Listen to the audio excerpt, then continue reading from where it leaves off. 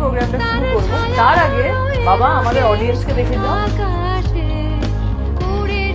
একদিন আমি ঈশ্বরকে হাসতে হাসতে প্রশ্ন করলাম, স্বর্গ কোথায়? ঈশ্বর উত্তর করলো, প্রথম স্বর্গ মানুষের মধ্যে।